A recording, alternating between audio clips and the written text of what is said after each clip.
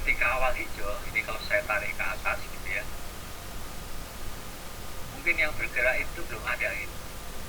Ya karena dia masih ada waktu hilang di situ ketika dia bereaksi. Ya, ketika melihat lampu hijau tentunya kendaraan tidak bisa bergerak secara langsung ya, karena dia ada waktu reaksi yang tadi saya sebutkan gitu ya. Nah setelah 1 detik misalkan barangkali ada satu yang bergerak, ada titiknya ada di sini ya, di sini ya.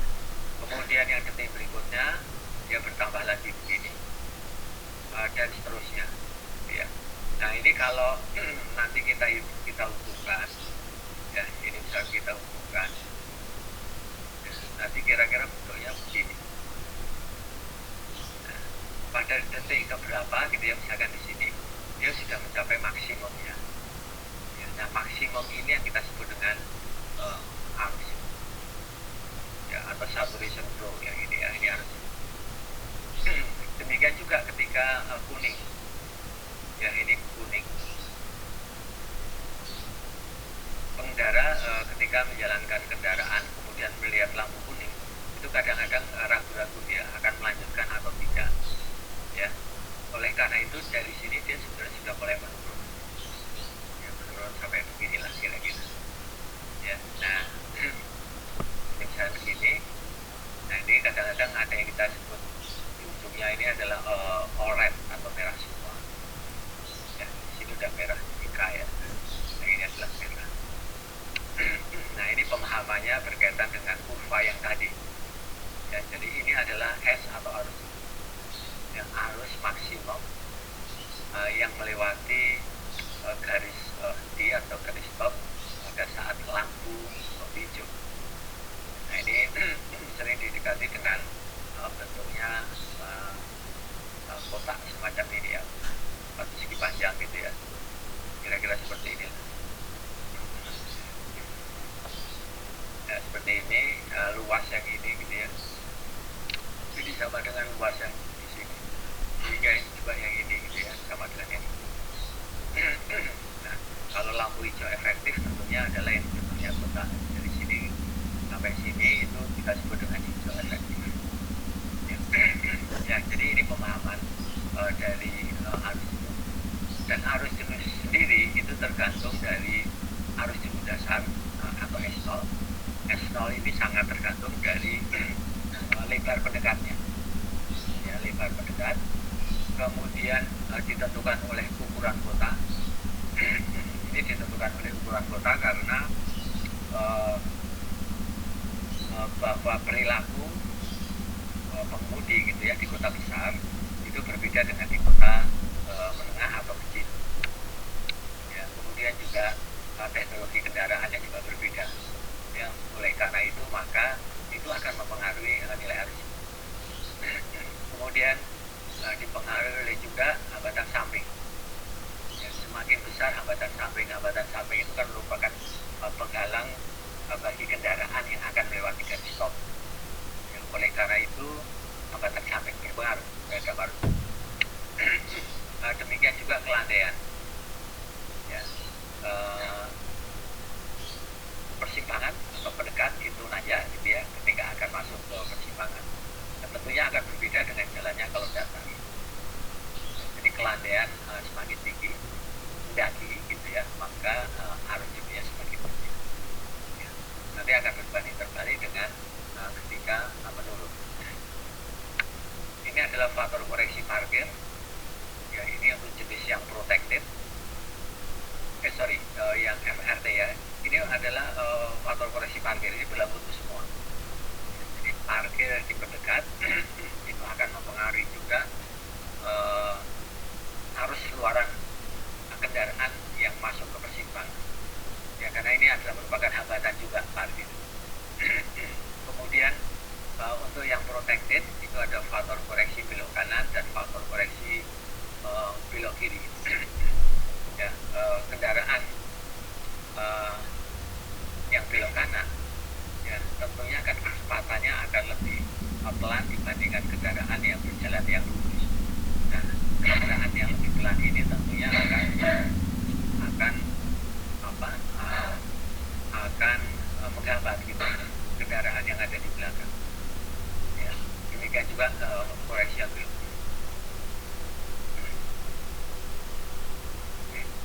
ini kalau MKJI ini kira-kira atau PKJ ini batasnya seperti ini. Jadi langkah yang pertama adalah untuk geometrik dan mengatur lalu lintas dan kondisi lingkungan, kemudian kondisi lalu lintas. Jadi utamanya adalah kondisi geometrik dan lalu lintas. Ya, ini sama juga dengan Webster yang kita gunakan.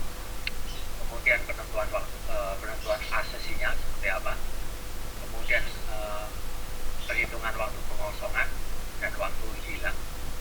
Ya, waktu pengosongan ini adalah OLED.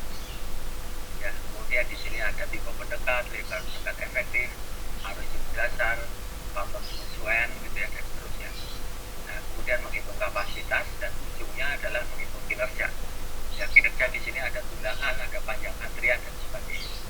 Ya, tapi di kuliah kita ini kinerja hanya ditentukan berdasarkan perbandingan arus dan kapasitas, ya, atau degree of saturation. Jadi kita menggunakan yang lebih ringan. Nah, namun dalam hal ini ada beberapa istilah yang di MKJI juga sama dengan istilah yang ada di Webster, ya, Webster. Nah, ini pemahamannya baik untuk MKJI ataupun Webster. Ada yang kita kenal dengan approach atau kaki persimpangan, yaitu daerah pada persimpangan yang digunakan untuk antrian kendaraan sebelum menyeberangi garis titik. Nanti seperti apa akan kita lihat, gitu ya.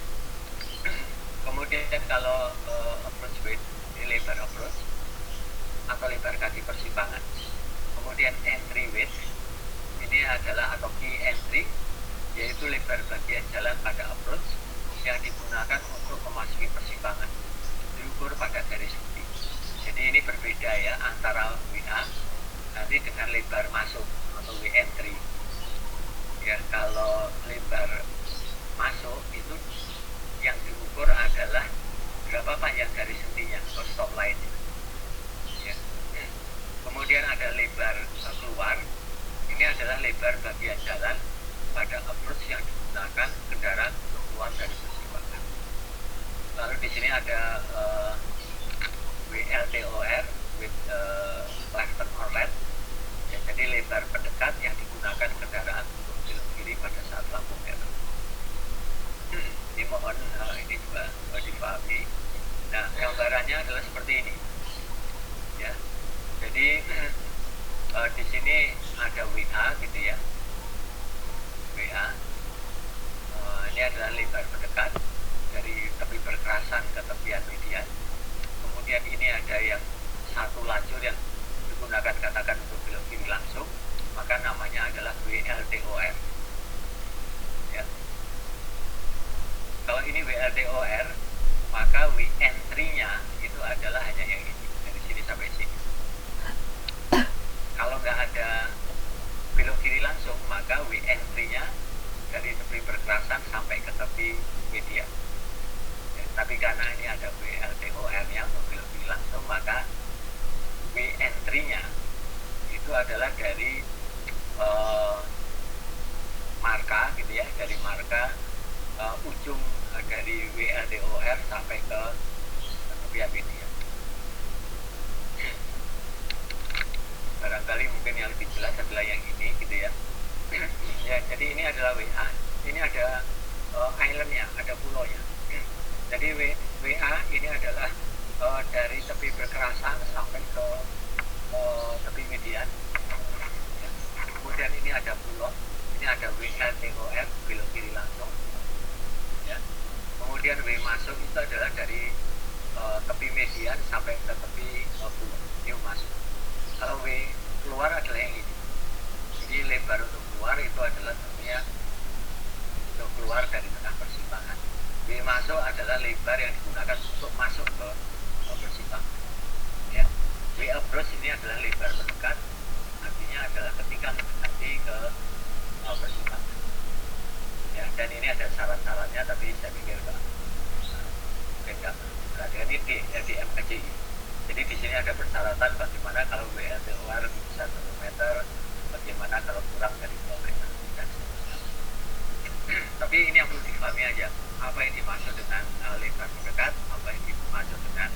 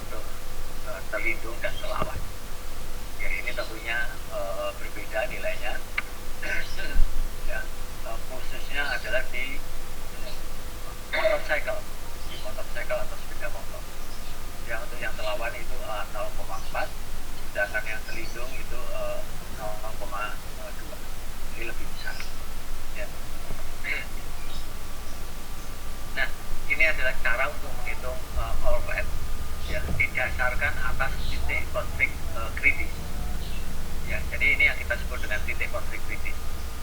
Jadi misalkan misalkan dua fase gitu ya. Ya, ini fase yang pertama adalah dari arah utara, ya, dari arah utara gitu ya, dan dari arah selatan, misalkan dua fase gitu ya, dan dari arah selatan sini. Ya, ini fase yang pertama, yang dari arah ini dia berhenti, ya, dari arah barat dan timur dia berhenti. Ini fase yang pertama. Nah, kalau yang fase keduanya nanti adalah fase yang keduanya dari barat dia bergerak,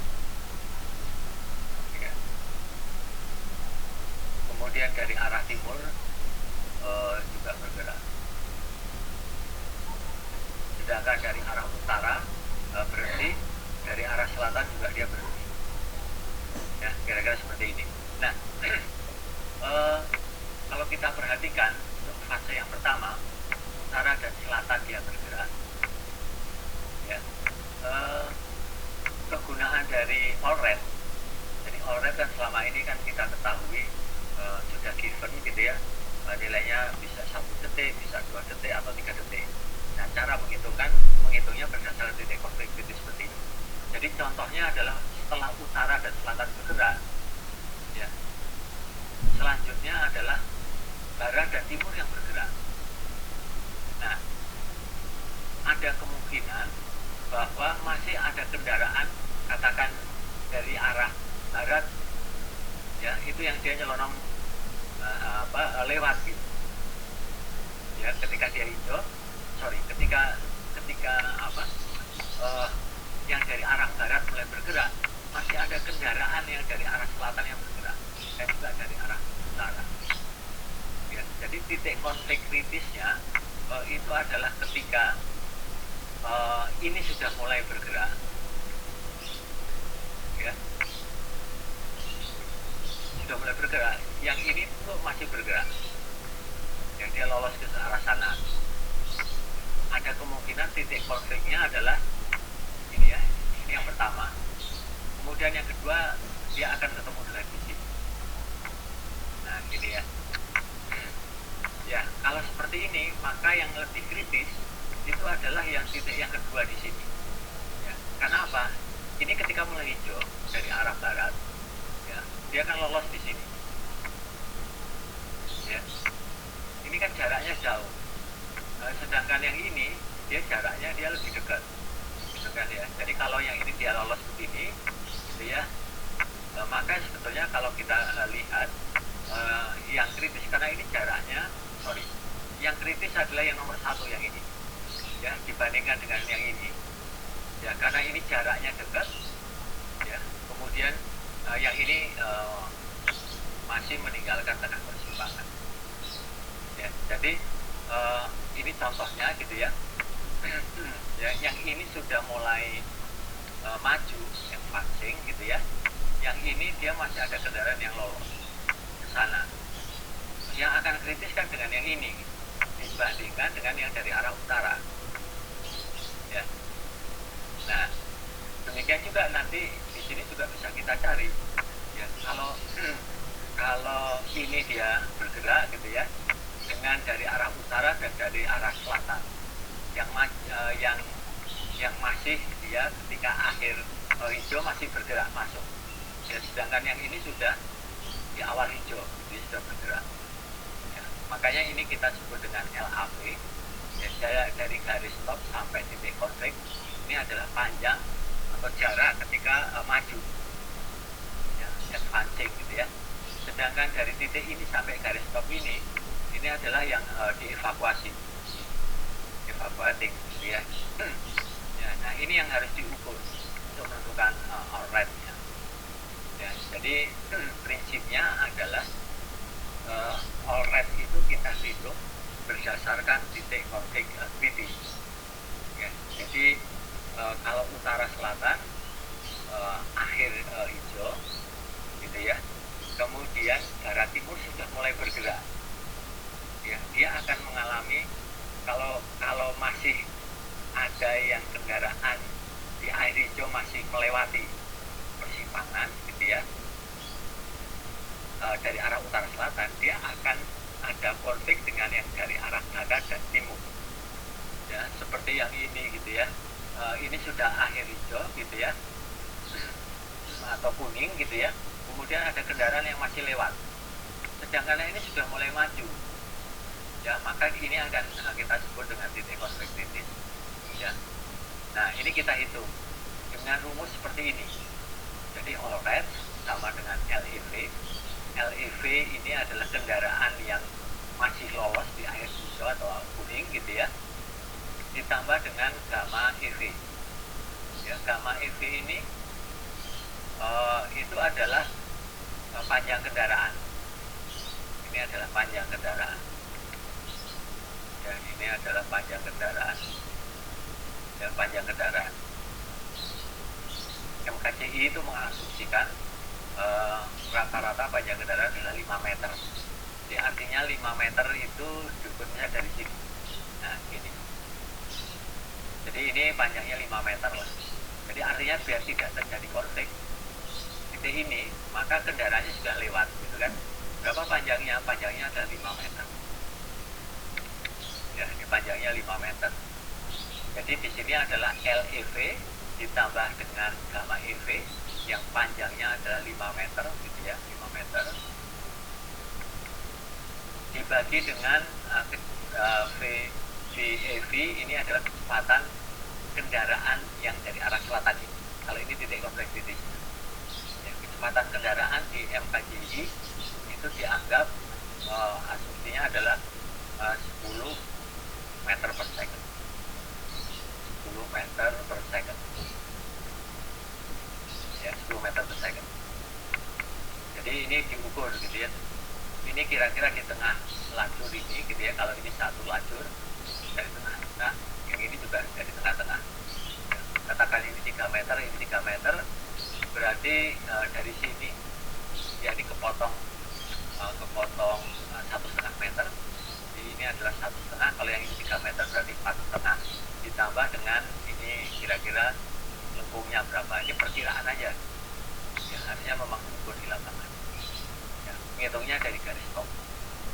Ya. Dikurangi dengan LAV per VAV. LAV itu adalah yang ini. Ya, LAV juga diukur dari garis stop sampai ke titik konflik.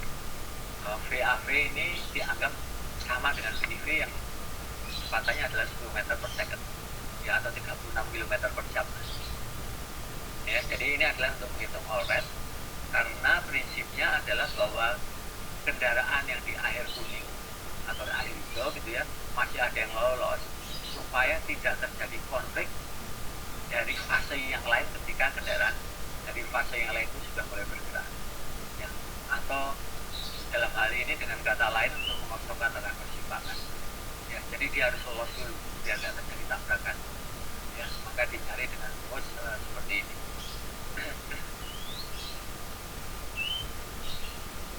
Oke. Nah, ini kalau MKCI ini tabelnya seperti ini. Nah, kalau ini kita lihat dari arah utara, yang titik kritisnya nanti yang akan ketemu dengan arah yang timur. Dari arah timur ya. Jadi contohnya adalah kalau saya buat begini ini ya,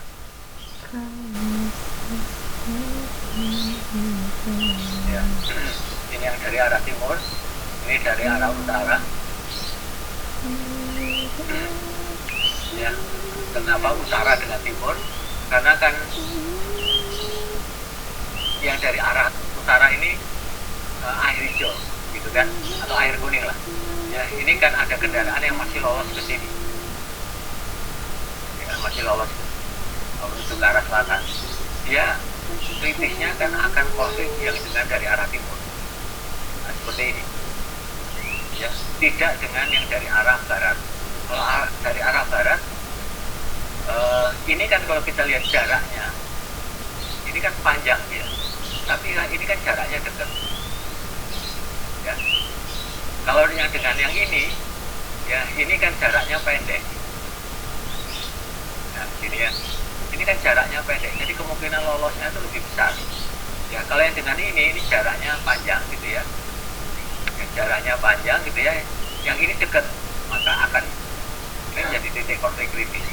Jadi antara utara dengan timur. Ya, maka di kolom di sini, ya ini antara utara dengan timur, maka dia apa? Nah, ini 17 ini kan angkanya mungkin terlalu kecil ya. 17 itu adalah kita lihat yang rumus yang ini gitu, yang ini LEV yang dievakuasi. Ya, jadi ini adalah LEV. Kemudian tambah 5 ini adalah panjang kendaraan, ini gamma EV dikurangi dengan kendaraan yang maju yang 7 meter diameter 7 meter ini. Ya, kemudian waktunya ini dibagi dengan 10 karena tadi kecepatannya 10, ya 1,7 plus 0,5 meter. Ya, sehingga di sini hasilnya adalah 1,5 ini yang kita sebut dengan Holland. Ya, jadi ini dari arah utara dengan timur yang kritis gitu ya. Nanti kalau selatan dengan barat, ya kalau selatan dengan barat karena ya tadi ya kalau ini garis stop ya kalau arah selatan sana gitu ya, ya dia akan kritisnya adalah dengan yang dari arah barat, ya bukan dengan yang dari arah timur, bukan dengan yang dari arah timur ya, tapi yang dari arah barat. Yang tadi saya sampaikan kenapa ini jaraknya kan lebih panjang. Ya untuk mencapai titik ini tuh lebih jauh, waktunya lebih lama. Sedangkan yang ini jaraknya dekat. Ya. Sehingga kemungkinan kalau ini dengan gambar yang ada di bawah, yang ini yang dari arah timur, lebih kritis yang selatan dengan yang dari arah barat. Ya. Baik, jadi ini cara menentukan oret. Ya, sehingga nanti akan keluar oret yang terbaik. Oke. Ya ini mungkin perlu cukup difahami saja gitu ya.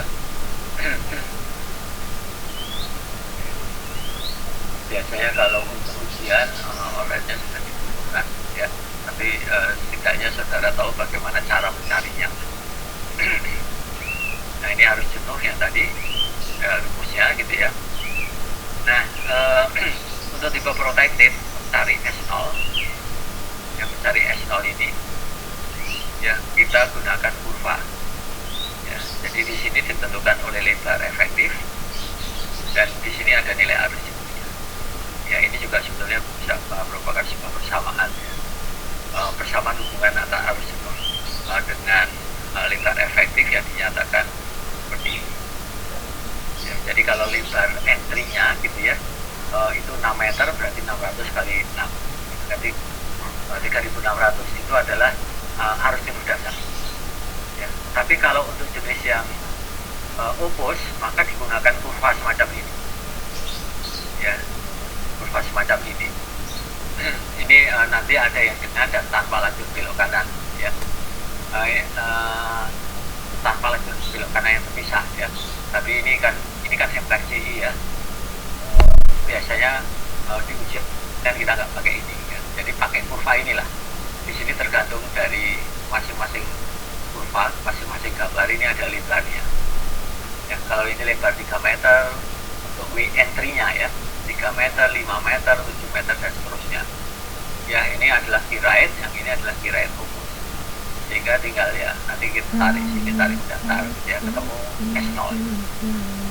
Ya, jadi S0 di sini mencarinya beda-beda antara protected dan fokus. Kalau yang protected kita gunakan rumus ini atau gambar yang ada di bawahnya. Kalau fokus itu kita gunakan kurva ya ini. Ya, kurva ini ditentukan berdasarkan berapa lebar mendekatnya dan berapa key rate-nya kendaraan yang belok kanan dan key rate fokus. Jadi kalau kita menghitung arus jenuh dasar arah selatan dari arah selatan, nah key rate-nya ini kita harus tahu berapa besarnya. Sedangkan key terkait rumusnya yang berlawanan itu adalah yang ini. Nah, kira-kira seperti itu. Jadi ini adalah V right, ini Q right, Q right, ya.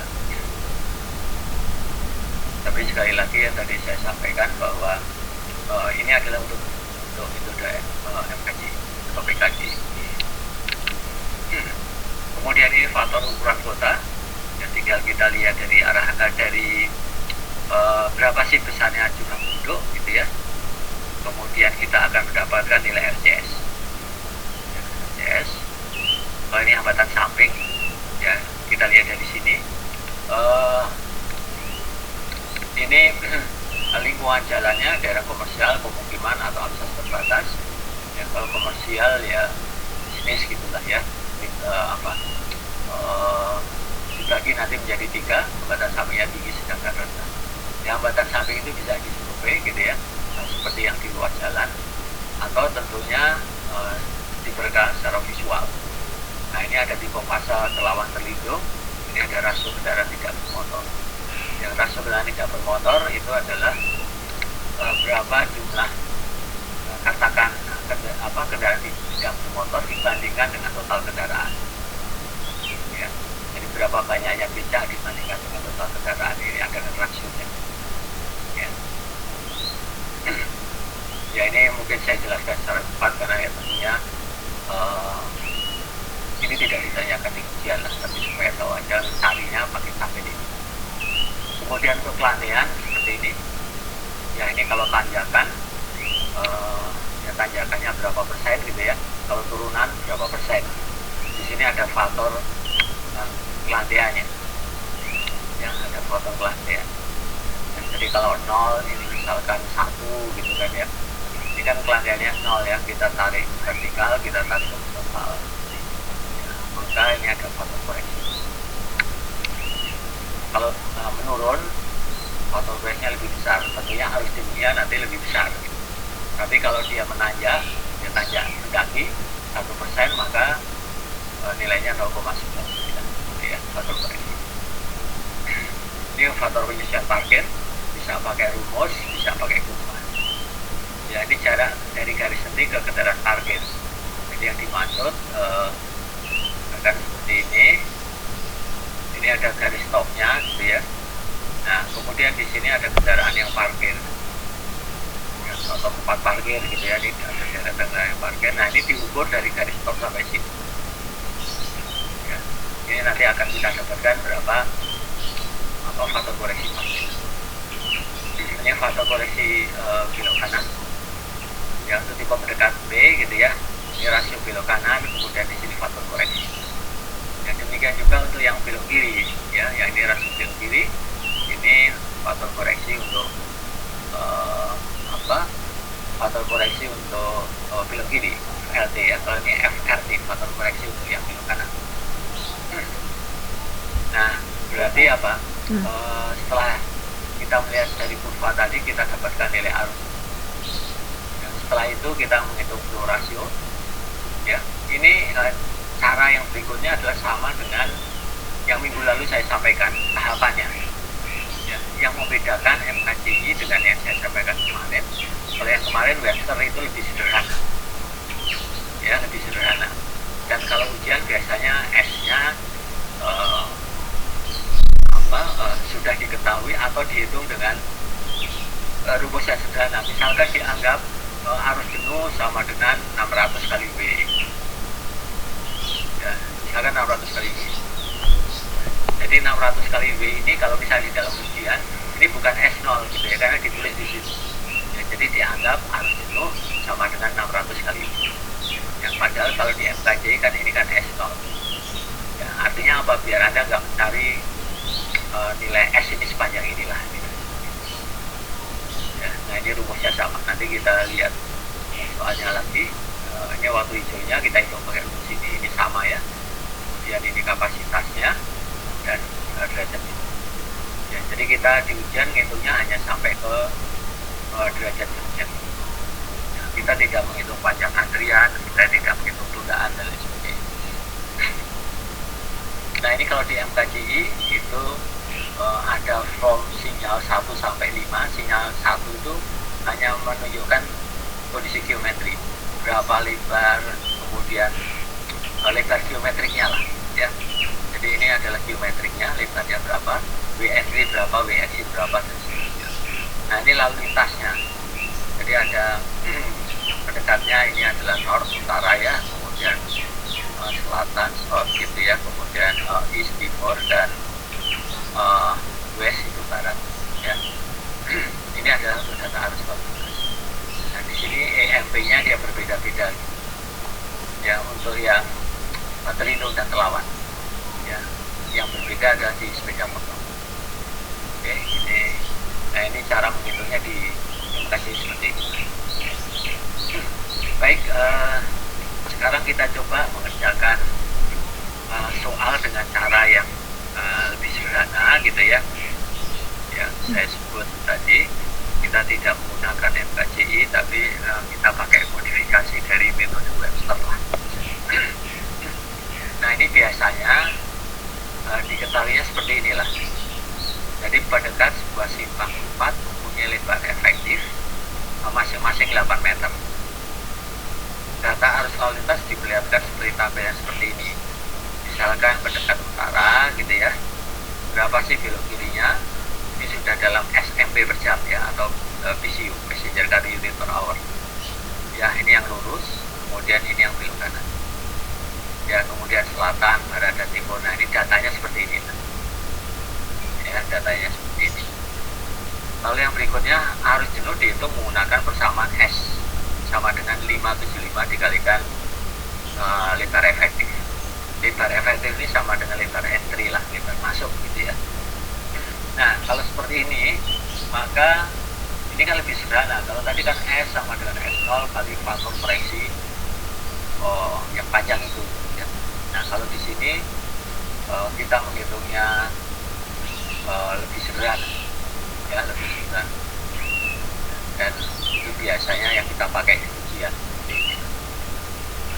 Baik untuk pergerakan terlawan ataupun terlindung ya. Jadi kalau di MKC tadi kan S0 sama dengan 600 kali W itu kan harus timbul dasar, itu adalah untuk protected.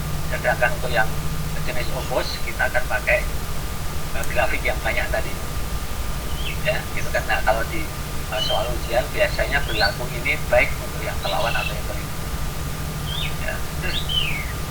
Kemudian waktu kuning ini 3 detik ya. Waktu kuning itu sering disebut dengan amber. Kemudian waktu merah semua atau orange itu 2 detik untuk setiap fase ya. Yang ini MKC 97 menganggap bahwa kehilangan awas sama dengan potongan air ini ya, ini kita lupakan aja lah. Sebetulnya ada yang kita kenal dengan slow start dan end gain gitu ya. Slow start itu yang ketika awal hijau kan ada waktu yang hilang di awal karena kendaraan tidak bisa langsung bergerak ya, ada waktu reaksi dari pengemudi dulu ya. Keuntungan akhir di air kuning itu kan biasanya kendaraan sudah berhenti, tapi juga ada yang masih kendaraan yang lewat. Nah di sini juga benar mengenai. Kemudian rantang aspek sinyal 3 fase, misalkan utara selatan 1 fase, fase yang kedua itu barat, fase yang ketiga timur, lengkap dengan perhitungan kinerja dan gambar teknik yang sudah ya. Nah ini salah satu jenis soal semacam ini ya. Minggu yang lalu gitu ya, itu kita 2 fase ya, yang ini 3 fase. Oke. Nah ini kalau sebetulnya kalau kita gambarkan ya, utara ini belok kiri, lurus dan kanan, itu kan maksudnya kan, nah ini kan ya, ini ada yang lurus, ada yang kiri gitu ya, dan juga ada yang kanan ya, dari arah utara. Ini yang kiri 250, ini 250, kemudian ini adalah 800, 800, kemudian yang belok kanan 17.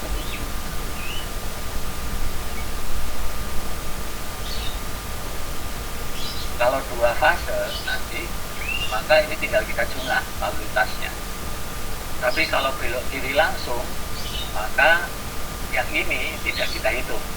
Yang kita hitung hanya yang lurus dan belok kanan, gitu ya. Jadi kan ini kan urainya ini kan dari arah utara, ya, dari arah utara. Nah, gitu ya. Ya, jadi ini sebetulnya bisa kita gambarkan dalam bentuk seperti inilah. Berapa yang belok kiri, berapa yang lurus, berapa kanan. Ya, satuannya dalam SMP per jam, satuan mobil penumpang per jam. Ya, jadi nilai tersebut sudah dikalikan dengan ekivalensi mobil penumpang. Oke. Nah, ini cara mengerjakannya itu begini, ya. Ini kan pendekatnya ini dari arah utara, gitu ya, selatan, barat dan timur. Ya, ini dalam arah, perhitungannya dalam arah horizontal lah ya. Kalau contoh yang kemarin kan arah vertikal ya, sama jalannya. Ini ada belok kiri, ya, kemudian yang lurus dan belok kanan. Ya. Nah, ini saya total. Ya, kalau saya total itu artinya ini pasti perhitungannya tidak ada yang belok kiri langsung. Ya, karena 1225 adalah merupakan gabungan antara 250, 800 dan 170. Ya, ini ya 1225. Nah, kemudian S-nya ini lebar pendekat kan 8 meter ya, ini kan. Ya. Nah, kalau 8 meter berarti S sama dengan berapa? 575 ya. Yang ini ya, ini 575 ini. Ya, 575 dikalikan dengan W efektif lah ya, WE gitu aja lah ya. Sehingga ini sama dengan 575 dikalikan dengan 8. Ya, ini kan sama dengan 4.600 ya. 4.600 SMP per jam. Per jam hijau ya.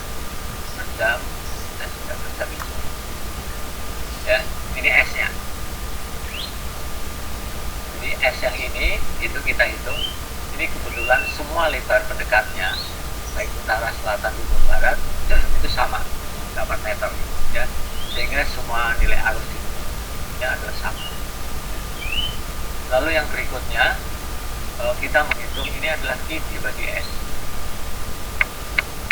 Jadi 1225 dibagi dengan arus timurnya, maka kita dapatkan 0,27. Lalu 920 dibagi 4.600 kita dapatkan 0,2. Yang arah barat 110 dibagi 4.600 ini 0,24. Kemudian yang ini 0,22. Nah, ini kan kita mendapatkan 4 nilai untuk perbandingan arus I dengan arus 0,27, 0,2, 0,4 dan 0,3. FR kritis ini kita lihat berdasarkan fasenya.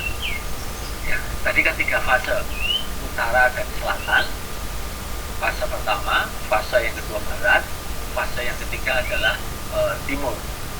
Nah, karena utara dan selatan digabung, maka FR kritisnya ini kita bandingkan antara utara dan selatan, mana yang lebih besar. Ternyata yang lebih besar adalah dari arah utara, sehingga di sini yang kita pakai FR kritisnya adalah 0,2. Yang dari arah barat karena fasenya tersendiri, maka ini langsung kita pakai 0,24.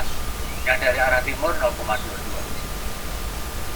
Ya, nah, setelah FR kritis kita peroleh, maka kita menghitung IFR, ya, intersection flow ratio 0,73 dari mana gitu ya, dari penjumlahan yang ini. Nah, ini kalau kita jumlah ya, hasilnya adalah 0,73. Ya, ini dari penjumlahan ini 0,73. Jadi yang kita tulis di sini, ini kita jumlah ya.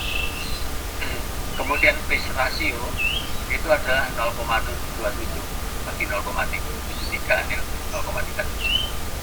Kemudian 0,24 bagi 0,73, 0,33, 0,22 bagi 0,3 ya.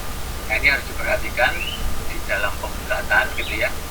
Ini totalnya kalau kita jumlahkan ini totalnya adalah 1 ya. Ya, nah ini yang saya tulis gitu ya di sini. Ini adalah urutannya. Menghitung Q sesuai disiplin arah dalam SME per jam. Ya, jadi Q-nya itu adalah yang ini ya, sudah kita hitung. Ya, menentukan fasenya kan 3 fase. Yang 3 menghitung arus jenuh, itu adalah S ini. Ya, kemudian Q dibagi S, menghitung FR kritis, menghitung IFR, dan menghitung dispasif. Ya. Mungkin sampai sini ada pertanyaan dulu, silakan. Kalau ada pertanyaan, apa izin tanya Pak? ya silakan.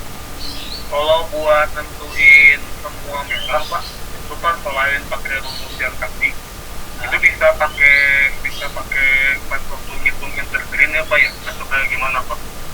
Kan Iya. untuk lampu kuning apakah biasanya 2 detik atau 3 detik atau ada perhitungan tersendiri Pak? Iya, jadi ya tentu ya pertanyaannya ya. Ya. I itu kan intergreen ya, atau sering disingkat dengan IG lah ya. Ya kadang-kadang biar cepat tulis I ya atau IG, intergreen. Ya. Intergreen ini kan sama dengan ini IG ya. Intergreen sama dengan kuning, ditambah dengan orange ya. Ya orange. Nah, orange ini kan intergreen ya. Orange ini kan biasanya kan bisa 1, bisa 2, bisa 3 gitu kan ya, detik. Ya, orange. Fungsinya adalah tadi untuk menguntungkan tengah persimpangan. Bagaimana cara menghitung 1 atau kok keluarnya 2, kok keluarnya 3 gitu kan. Ngitungnya pakai titik konflik kritis yang tadi. Ya, pakai titik konflik kritis. Titik konflik kritis. Konflik ya. Kritis. Jadi mana yang kritis? Ya, konfliknya. Ya. Apakah antara utara dengan timur atau utara dengan barat gitu kan ya. Karena kan tadi ya fasenya utara selatan satu fase, kemudian nanti barat dan timur fase yang lain. Prinsipnya ketika akhir hijau fase utara selatan masih ada kendaraan yang lolos masuk ke persimpangan, dia akan mengalami konflik dengan dari arah timur dan dari arah barat. Kita tentukan yang konflik dengan arah timur atau dengan arah barat. Tentunya dengan dari arah timur ya, dengan pertimbangan yang tadi. Ya. Nah, ini untuk metode untuk mencari titik konflik kritis. Sehingga nanti ini akan keluar berapa detik sih, apakah 1 detik, 2 detik atau 3 detik gitu ya. Tergantung dari lebar persimpangannya. Persimpangan makin lebar, maka orange-nya tentunya akan menjadi semakin besar. Ya. Nah, pertanyaan yang kedua adalah kuning. Kuning ini apakah 1 detik atau 2 detik atau 3 detik gitu ya. Biasanya kan kita menggunakan 3 detik ya, 3 detik. Apakah ini ada perhitungannya? Ada ya, nanti perhitungan itu yang kita sebut dengan dilema Sun ya, dilema gitu ya, dilema Sun. Dilema Sun itu kan pemahamannya adalah kawasan dilema lah. Dilema ketika kuning itu kan kadang-kadang orang ragu-ragu ya, mau menghentikan kendaraan atau memacu kendaraan kan gitu. Ya ini biasanya kita hitung nanti dengan menggunakan ini secara teoritis ya gitu kan. Tapi di MKCI yang waktu kuning ini hanya ditentukan berdasarkan lebar persimpangan. Ya rata-rata yang digunakan adalah 3 detik. Nah, gitu. Seharusnya dihitung pakai inilah. ya setiap orang bisa beda-beda. Hanya kita sebut dengan zona dilema. Ya. Jadi intergreen nanti adalah penjumlahan kuning dengan orange, ya gitu ya. Ya mungkin itu Mas Koro. Saya lupa lihat di PKJ sih Pak, buat nyari intergrade itu nanti pakai rata-rata lebar jalan, maksudnya kayak gimana Pak? Rata-rata di mana Pak? Rata-rata lebar jalan Pak. Oh, Kayak ada tabelnya gitu Pak. oh bukan. Jadi maksud saya itu gini, itu untuk ancer-ancer gitu ya. Tadi seperti yang saya katakan tadi, sangat ditentukan oleh kalau lebar persimpangannya itu semakin lebar, maka all-red-nya kan akan semakin lebar juga, akan semakin besar. Ya, jadi saya ya prinsip all-red itu kan kalau persimpangannya semakin besar, maka nilainya akan semakin tinggi. Ya, nah MKJI itu mungkin di sini kan saya ini ya, saya tulis gitu ya. Ada ketentuan juga, bentar ya. Ada ketentuan, bukan ya.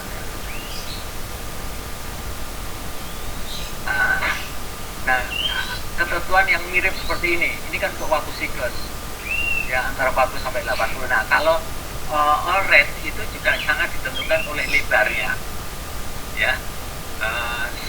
Prinsipnya semakin besar persimpangannya, ya, oke lah ya lebar rata-ratanya gitu ya, maka all rednya akan menjadi semakin besar, ya, karena dengan rumus yang ini tadi.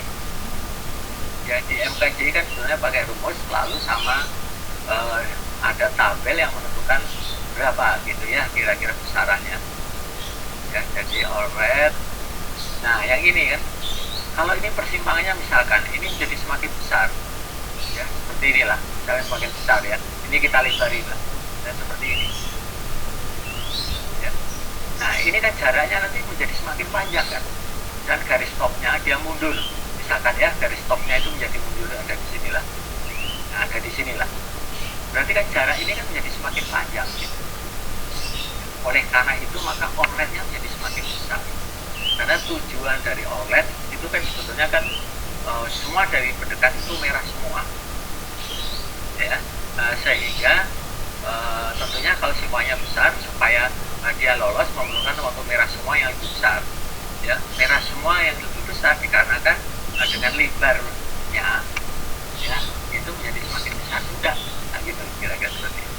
Ya kalau benar ada satu batasan, ya, bahkan intergreen pun juga ini untuk simpang sekian, intergreennya sekian gitu, ya, ada juga gitu ya.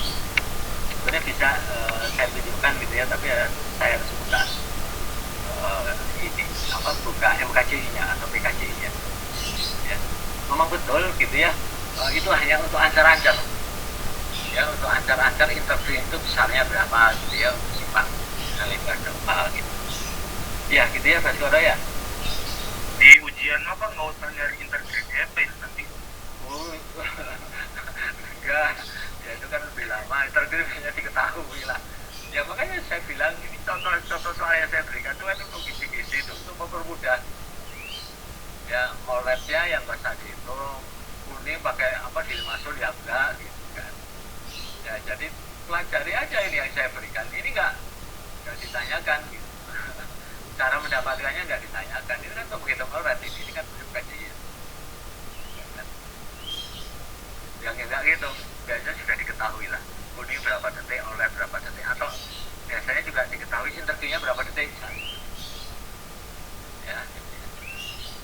Ya dari supaya mempermudah Anda aja gitu kan, ya, karena tadi saya lihatnya ya bukannya apa-apalah, ini kan nilai minimal harus B gitu kan, ya, kan agak berat gitu ya kalau saya sampai nanti OLED dicari, apalagi kalau Anda menggunakan MKJI kan panjang sekali jadinya, ya. Oleh karena itu maka saya berikan soal yang sederhana gitu maksud saya, ya. Kalau tugas dikasih apa, MKJI atau gimana kalau tugas? Pakai MKJI Pak, formulir. pakai formulir ya, ya nggak apa-apa ya, tapi ujian nggak gitu, itu kan waktunya agak lama juga ya, karena S-nya kan harus dicari panjang, maka di ujian ya tadi contoh yang tadi ya, S sama dengan 575 kali B ya kan lebih singkat gitu. Kalau ada ngisi formulir, ngisi apa kan lama gitu ya, tapi sebetulnya memang yang membedakan itu adalah untuk mencari ini aja, dia berbeda gitu. Kemudian nanti di sini juga ada syarat-syaratnya, kalau pakai UKJ kayak gini lah, lebih rumit lah ya. Oleh karena itu di ujian ya pakai yang cara sederhana yang barusan kita bahas ini gitu. Nah, yang barusan kita bahas ini, nah, seperti ini gitu ya. Kalau pakai MKJ ya waktunya lebih lama gitu. Hanya itu aja gitu ya, karena Anda harus mencari S0, Anda mencari faktor koreksi ukuran kota, faktor batang samping ya kan gitu ya. Kalau ini kan hanya ini aja gitu ya, ya gitu ya. Baik Pak. Ya ada yang lain silakan Pak, nanya ya, kalau ada lajur belok kiri langsung iya. tadi di katanya yang jadi nggak diperhitungkan ke kita tahu aja gitu Pak, harus tahu aja yang bisa persimpangan. Oh iya, nanti kita bahas ya, kita selesaikan ini dulu ya. Jadi kan yang kita sudah pelajari kan 2 fase ya, kemudian kan ini 3 fase ya. Nanti kalau 2 fase belok kiri langsung itu kayak apa gitu ya, nanti ini kita selesaikan dulu ya. Nanti kalau yang belok kiri langsung kita coba bahas ya. Bentar ya, ini kita selesaikan ini dulu kan, yang 3 fase ya. Yang ini ya, kita kan sudah sampai menghitung base ratio ya, ini kan sudah keluar ya angkanya ya. Oke, kemudian setelah ini kita menghitung ya, ini hasil yang ini ya, ini saya pindah ke sini, ini adalah hasil yang tadi ya. Setelah itu kita menghitung lost time intersection yang ini ya, sama dengan N dikalikan I ya. Intergreennya ini 5 detik ya, pakai rumusan ini ya. Intergreennya 5 detik karena sudah diketahui ini loh, sudah diketahui mana soalnya. Nah ini waktu kuningnya adalah 3 detik, waktu merah semua 2 detik. Jadi kan intergreen itu kan penjumlahan dari waktu kuning dan orange ya, jadi 5 detik ya. Kemudian fasenya kan 3 fase ya, ini 3 fase, maka L itu kan sama dengan, atau LTI ya, sama dengan N dikalikan dengan I. Nah gini kan ya, jadi jumlah fasenya itu ada 3, integralnya adalah 5 dari mana? Dari tadi yang ini ya, sorry, ini 3 ditambah dari 2, jadi kan 5, ini hasilnya adalah 15 ya, ini 15. Nah 15 ini kita masukkan ke ini, yang ini 15, ini kan L sama dengan N kali 15. Nah kemudian kita menghitung CUA yang ini, waktu siklus yang unadjusted, yang belum di-adjust. Pakai rumus mana? Pakai rumus ini ya, jadi CUA sama dengan 1,5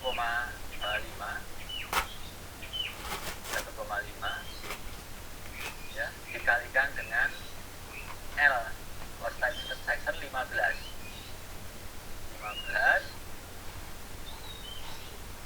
ya, ditambah dengan 5 dibagi dengan 1 dikurangi sigma FL ya, sigma FL itu adalah IFL 0,73 ya, yang ini ya, atau intersection flow ratio ya. Ini kan sigma flow ratio ya, yang ini kan sigma flow ratio itu kan intersection flow ratio ya kan, jadi 1 dikurangi dengan 0,73 ya. Nah ini kita hasilkan nilainya adalah 101,85 ya.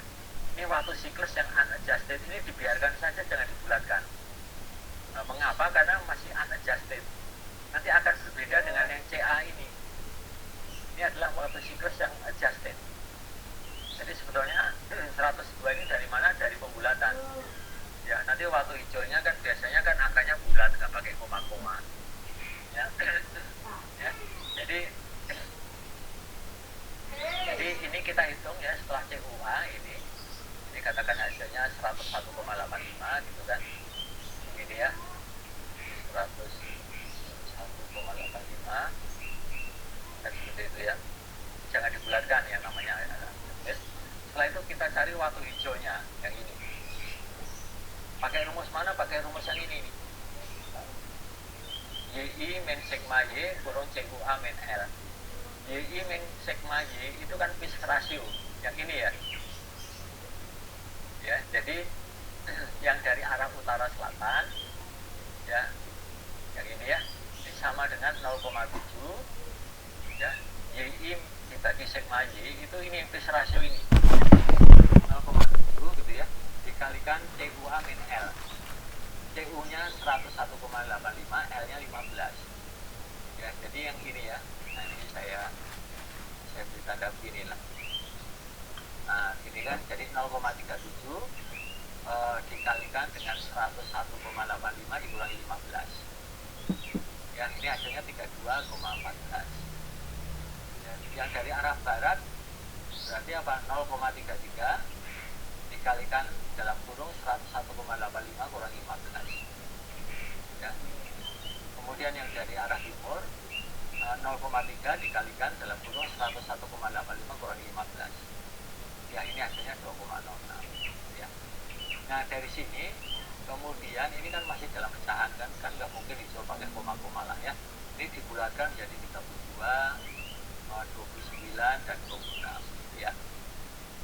Nah C adjusted 102 itu adalah 32 tambah 29 tambah 26 ditambah dengan 15 ya, sehingga jumlahnya adalah 102 ya, jumlahnya 102. Itu penjumlahan waktu hijau semua ditambah dengan 15. Nah kemudian yang ini kapasitas itu pakai rumus yang ini.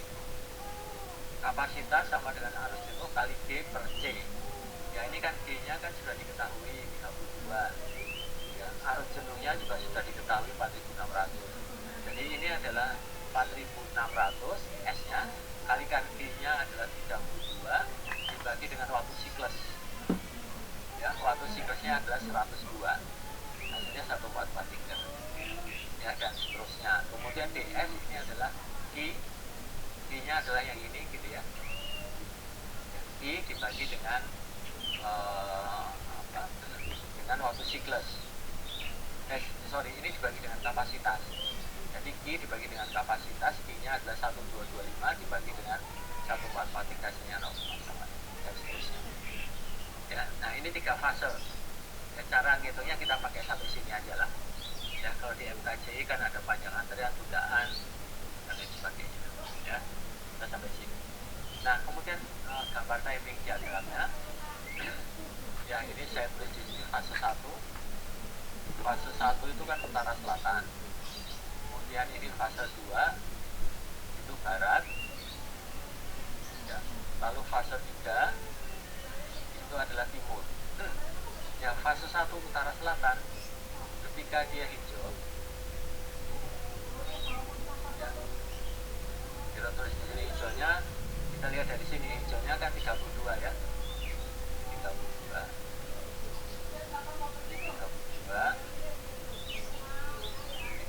ya. Kebutuhan detail saya singkat aja ya, 32 second lah ya, 32 second ya. Kemudian kan kalau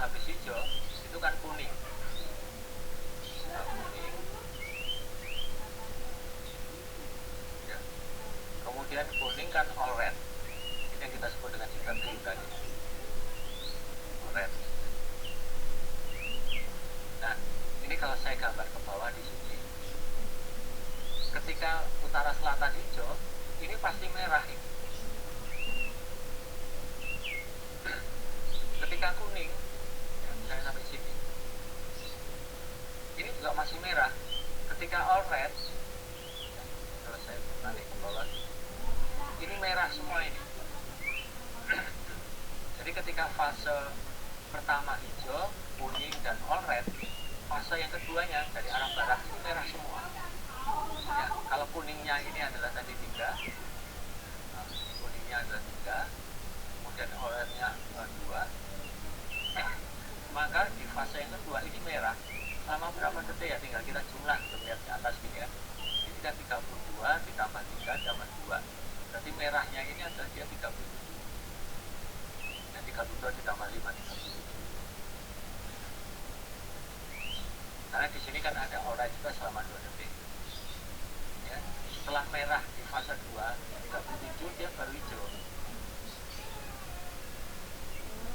Hijaunya berapa detik gitu ya. Kita lihat di mana di sini. Di sini hijaunya 29 ini. Ini 29. Nah, ini adalah 29. Ini 29 detik. Ya. Oke, satunya nggak usah saya masukkan ya. Ini kan hijau. Setelah hijau kan kuning ya. Dia kuning. Kemudian oranye. Oranye.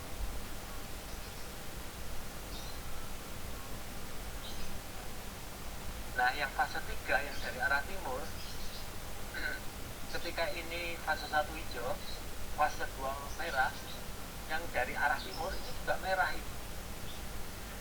Karena kan ini fase satunya hijau. Ya. Ketika dia sampai di sini, ini masih merah. Ya. Ketika di sini hijau, ini masih merah di sini. Karena yang barat yang bergerak kan. Ketika kuning masih merah. Ketika oranye, ini saya tarik gambar ke bawah, ini masih merah terus dia. Ya. Setelah ini oranye, maka baru ini adalah hijau. Nah, ini kan. Ini hijau-hijaunya berapa detik? 26 detik. Ini hijaunya 26 detik. Ini 26 detik. Nah, ini fase 3, fase timur. Ya, setelah itu sama ya, ini kuning. Kemudian ini oranye.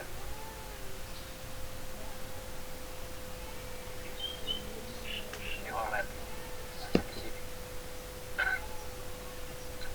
Ketika ini oranye, yang ini juga merah. Ya. Ketika dia hijau di sini, ini kan merah ini. Ini merah. Saya tarik ke atas di sini, ini merah semua ini. Ya. Setelah oranye ini kan merah.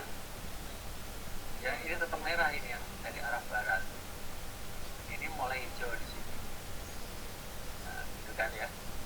Jadi nanti habis ini selanjutnya persis seperti di awal di sini. Ya, jadi ini kan hijau, kuning, oranye, ini kan merah gitu ya. Kemudian nanti baru hijau. Nah, yang ini juga sama, ini merah, ini hijau, kuning, oranye, merah, ini merah. Ya, jadi prinsipnya ketika satu fase menunjukkan hijau, yang lain merah. Nah, waktu siklus itu adalah dari awal hijau ke awal hijau yang ini. Nah, ini adalah waktu siklus. Ya, waktu siklus kalau kita lihat di sini, ini kan yang hijau gitu kan, ini hijau atau green ya. Kemudian ini hijau gitu kan 29. Yang ini hijau 26. Jadi waktu siklus, ini siklus adjusted ya, IC gitu kan.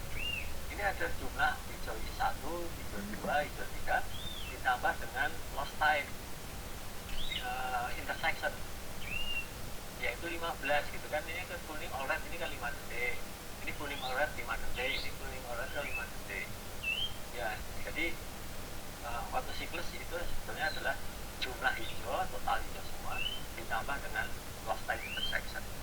Ya, 3 dikalikan interval 15. Ya, ini waktu siklusnya tadi 102. Ya, ini 102 detik. 102 detik. Nah, ini ya. Ya. Jadi prinsipnya gitu, kalau 3 fase, ketika pada fase yang pertama hijau, yang lain pasti merah. Ya ini ada hubungannya dengan yang atas gitu. Ya ini kuning oranye, di sini yang bawah pasti masih merah. Ya setelah dari sini, ya fase yang keduanya hijau, ini kan hijau ini. Ya fase satu merah, fase yang kedua merah. Ini kuning dan oranye, ya ini tarik ke atas, kemudian tarik ke bawah. Ya ini merah, setelah oranye di sini ya, maka ini kan hijau. Ketika hijau, ini juga merah semua ini. Fase satu merah, fase yang kedua merah, fase ketiga hijau.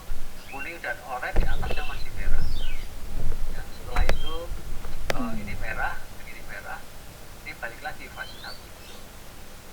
Sebetulnya memang kalau lebih gampang ya ini kita gambar ini, itu kita tarik semua ke bawah. Ya, ketika kuning oranye di sini merah. Merahnya berapa? Totalnya 32 ditambah 5. Ya. Ini merah ini berapa lama gitu ya? Merah ini tinggal kita lihat ke bawah, 29 ditambah dengan 5. Ya, merah yang ini berapa gitu kan? 26 ditambah dengan 5. Ya, gitu ya, dan seterusnya. Ada pertanyaan untuk yang 3 fase ini? Saya bilang tolong ini dipelajari gitu ya. Yang 3 fase ya, 2 fase, 3 fase gitu ya. Habis ini kita bahas yang belok kiri langsung. Ada pertanyaan? Silakan.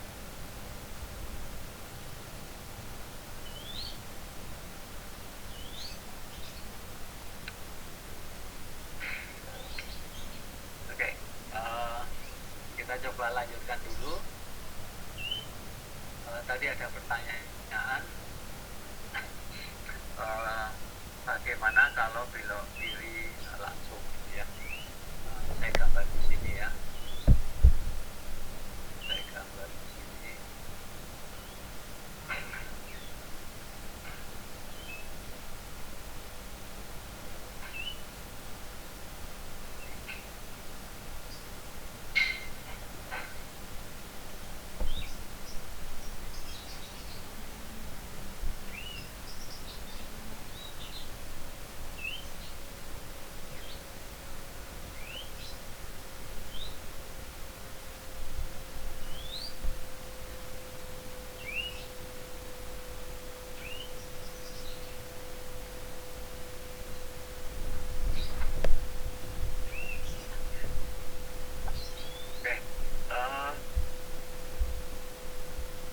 Kalau belok kiri langsung kan ini kan dia selalu bergerak gitu ya. Ini belok kiri langsung ya. Yang ini juga belok kiri langsung. Yang dari sini belok kiri langsung. Yang ini belok kiri langsung. Oke. Ya kira-kira gambarnya begini. Kalau belok kiri langsung kan yang arus yang belok kiri itu kan tidak ditentukan berdasarkan lampu hijau. Ketika hijau pun gitu ya, ketika merah pun dia masih tetap bergerak, ya kan gitu ya. Jadi artinya apa? Ya kalau dari arah utara ini gitu ya, ada arus yang belok kiri, ada arus yang lurus, dan ada arus yang ini belok kanan, lurus dan belok kiri. Kalau belok kiri ini tidak tergantung dari lampu, maka artinya apa? Yang belok kiri tidak dihitung. Tapi apa? Dia harus punya lajur tersendiri. Ya, sehingga nanti yang dihitung itu hanya yang lurus dan belok kanan. Ya. Demikian juga yang dari arah timur. Nanti yang kita hitung itu adalah yang lurus dan belok kanan. Ya, jadi yang semua belok kiri ini tidak kita masukkan di perhitungan. Ya, jadi contohnya misalkan seperti ini. Ya, seperti ini misalkan. Kalau belok kiri langsung nih yang left turning ini, ya, kan berarti arus yang belok kiri ini tidak kita masukkan ke perhitungan namanya lampu hijau. Ya, maka ini kita buang ini. Nah, yang ada adalah yang straight, yang lurus, dan yang belok kanan. Jadi nanti totalnya di sini ini tinggal kita jumlah. Ya, bukan yang ini gitu ya, tapi 800 ditambah 175, 975. Jadi kita masukkan di sini. Ya. Nah, yang harus hati-hati ketika menghitung arus jenuh. Ya, 4.600 ini, 4.600 itu kan 8 dikalikan, nah ini kan ya, 575 dikalikan 8, ya, 8 meter. 8 meter itu kan lebar pendekatnya. Ya, jadi kalau saya gambar yang ini aja, nah, saya gambar di sini ya, 8 meter itu kan yang ini nih, 8 meter. Ya sebetulnya 8 meter itu gambarnya ada di sini lah, tapi biar nggak ruwet, ini kan WA dengan WE sama ya, ini sama ini ya. Tapi kalau ada belok kiri langsung, maka ini kita sebut dengan WA ini 8 meter. WE nya berapa? WE nya ini, kalau lebar belok kiri, maka saya tulis di sini WLTOR, W left turn on red, gitu ya, W left turn on red, itu sama dengan 2 meter misalkan ya. 2 meter itu kan berarti kan ini 6 meter nih. Nah ini 6 meter ini, sedangkan yang ini yang 2 meter itu adalah yang ini nih. Nah ini, nah ini kan yang ini 6 meter. Jadi kalau 2 ditambah 6 kan 8 meter ini. Ya, ini yang kita sebut dengan W approach, lebar kaki persimpangan, lebar mendekat. WE nya, W entry nya 6 meter, WLTOR 2 meter. Karena yang belok kiri itu tidak kita hitung untuk menentukan lamanya hijau, ya, maka yang 2 meter ini juga tidak digunakan untuk menentukan arus jenuh, sehingga nanti S nya itu sama dengan 575 ya, 575 dikalikan dengan 6 ya. Jadi kalau di sini tadi 575 dikalikan 8, karena yang 2 meter digunakan belok kiri langsung dan arus belok kiri langsung tidak kita hitung, maka arus jenuhnya menjadi 575 dikalikan 6. Nah, ini. Nah, ini ya, kira-kira seperti itu. Ya, setelah itu cara yang lain, cara perhitungannya sama dengan yang sebelumnya yang ini. Jadi yang berbeda nanti adalah hanya di total ini. Karena apa yang belok kiri nggak kita masukkan, sama yang ini harus ya, yang ini juga nggak kita masukkan. Nah, angkanya tidak sekian. Ya, tidak 575 kalikan 8, tapi 575 dikalikan 6, gitu ya kira-kira. Ya mungkin begitu, Putra ya tadi. Kemudian kalau nilai FLP-nya gimana Pak? Itu kan yang rumus untuk yang dampak. Yang apa? FLP. Oh, FLP. Ya, ini ya, agak beda ya antara yang saya jelaskan ini gitu ya, dengan pakai MKCI ya, dengan pakai MKCI ya. Tadi Baskoro itu sudah tanya, Pak, apakah kalau ujian nanti pakai MKC atau tidak? Jawab saya kan tidak ya. Jadi ketika menghitung arus jenuh, ya, ketika menghitung arus jenuh, itu kita hanya menggunakan rumus yang sederhana, gitu ya. Ini yang saya jelaskan adalah pakai perhitungan ini pakai rumus yang sederhana ini, yang ini loh maksud saya.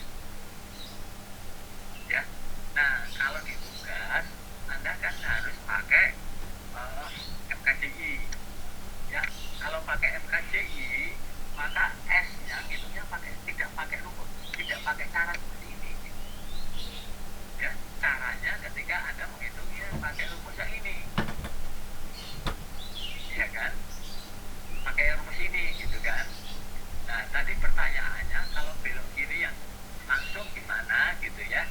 Ya kalau pakai rumus ini, ya, yang kalau pakai rumus ini berarti FLT-nya sama dengan 1. Nah, artinya tidak kita pakai gitu. Faktor koreksi untuk belok kiri itu jenis yang protected kan. Ya, yang kita pakai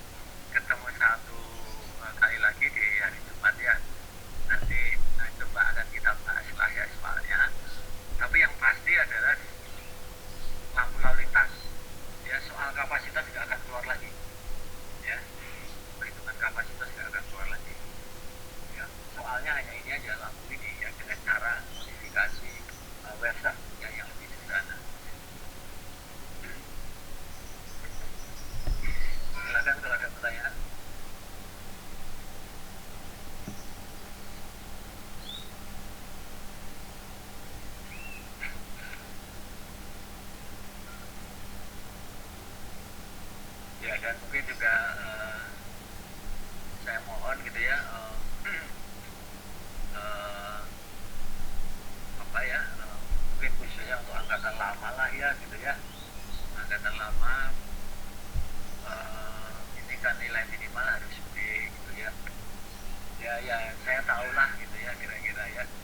Eh, Kadang-kadang kalau kuliah kan hanya ini daftar akhir ya, habis itu kemana kan juga nggak tahu lah ya gitu ya. Ya, ya tapi yang penting kan paham gitu ya. Jangan sampai kalau nanti pas ujian gitu ya nggak bisa gitu kan. Lalu ya tadi dengan alasan angkatan lama dan sebagainya harus lulus, nah itu yang repot gitu ya.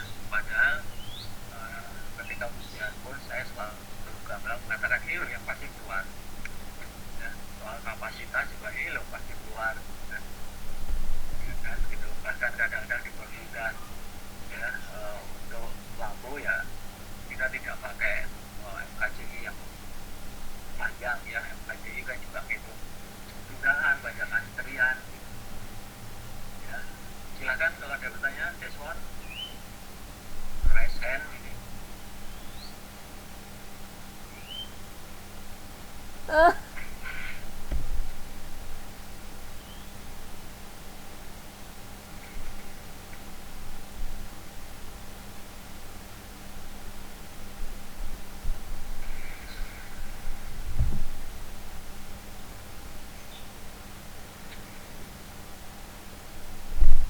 Nggak ada, oke.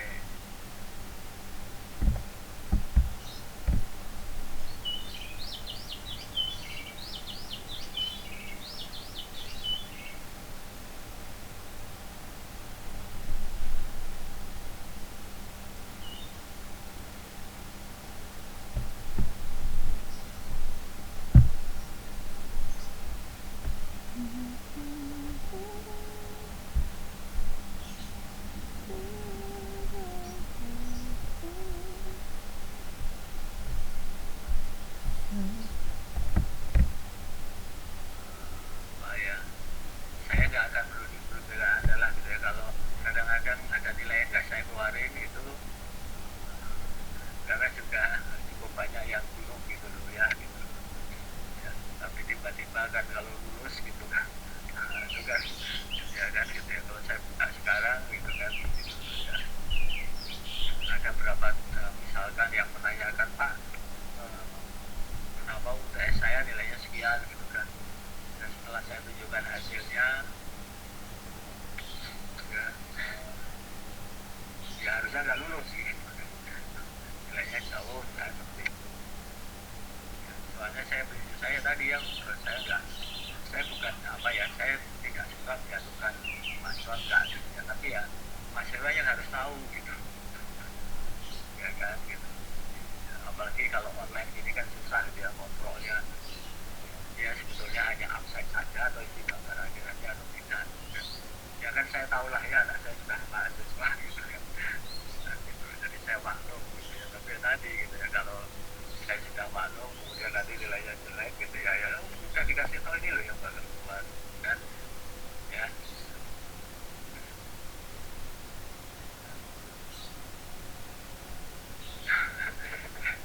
Ya ya, oke. Dan tadi ya jangan terlambat lah ya memasukkan memasukkan itu kan, sampai saya memberikan pengumuman di grup itu kan. Nah, kalau terlambatnya sedikit sih nggak ada masalah gitu kan. Masa terlambat 1 jam kan lucu gitu ya. Jadi ya kadang-kadang ya kerjasama ya susah saya kontrol juga kan. Oke silakan kalau ada pertanyaan lagi.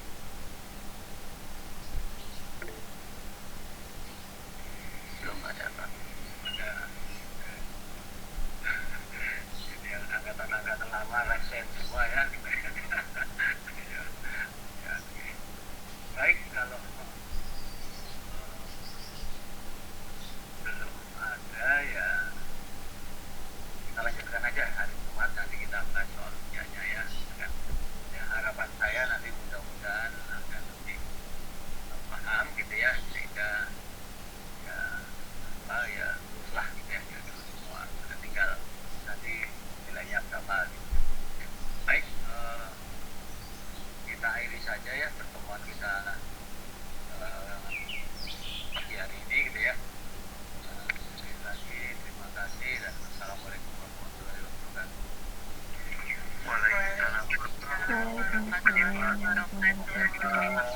kasih Pak.